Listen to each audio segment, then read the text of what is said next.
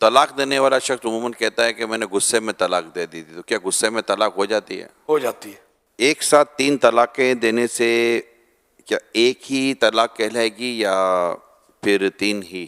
3 کہلائے گی۔ پریگننٹ عورت جو ہوتی ہے کیا ان کو طلاق دینے سے طلاق ہو جاتی ہے؟ ہو جاتی ہے۔ 3 طلاق دی تو کیا اب 60 مسکینوں کو کھانا کھلانے سے طلاق کا مسئلہ حل ہو جائے گا؟ نہیں ہوگا۔ طلاق دیتے وقت گواہوں کا ہونا بھی کیا ضروری ہے؟ نہیں۔ طلاق کا معاملہ کس سے حل کروانا چاہیے، مولانا صاحب سے یا کبھی گھر کے بڑوں سے، کس سے حل کرائیں؟ علماء سے۔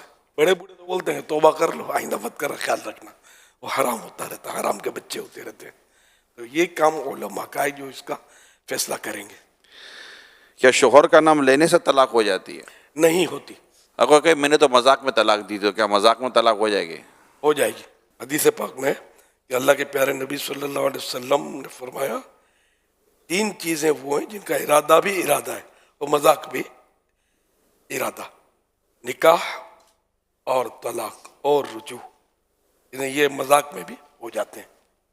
رجوع مانے طلاق کو واپس لینا، اور میرات المناجم ہے یعنی ارادتاً بولے تو بھی واقع ہو جائیں گی، اور مذاق دل لگی سے کہے یا ویسے اس کے منہ سے نکل جائے یا کسی اور زبان میں بولے جس سے وہ واقف نہ ہو، بہرحال یہ کلمات اس کے منہ سے نکل جائیں، یہ چیزیں واقع ہو جائیں گی یعنی ہو جائیں گی، بشرطے کہ دیوانگی یا نیند میں نہ کہے، بیداری و ہوش میں کہے۔ وہ تو یہ ارشاد فرمائے کہ کوئی شخص شادی کرنے جا رہا ہو تو کیا اس پر طلاق کے احکام سیکھنا یہ بھی فرض ہیں؟ جب طلاق کی ضرورت پیش آئے تو اس وقت اس کو معلوم ہونا چاہیے کہ طلاق کس طرح دی جاتی ہے، اس کے کیا ضروری مسائل ہیں اور کیا کنائے ہیں وغیرہ، یہ اس وقت اس پر فرض ہوگا۔ ایڈوانس میں یعنی نکاح کرنا چاہتا ہے تو اب اس کو اس وقت سیکھنا یہ فرض نہیں ہوگا، بہتر یہی ہے کہ وہ سیکھ لے، کیونکہ کچھ پتہ نہیں کہ کب مطلب انسان ہے اس کا ذہن تبدیل ہو جائے یا غصہ آ جائے یا کچھ بھی ہو جائے، وہ طلاق کی نوبت آ جائے تو اب وہ سیکھنے کیسے بیٹھے گا؟ یعنی ایک تو وہ مسائل ہوتے ہیں کہ جو طلاق کے بعد پیش آئیں گے، کہ طلاق کے بعد کیا کیا احکام ہو جاتے ہیں، تو وہ تو سیکھنا ظاہر ہے کہ اسی وقت ہوگا۔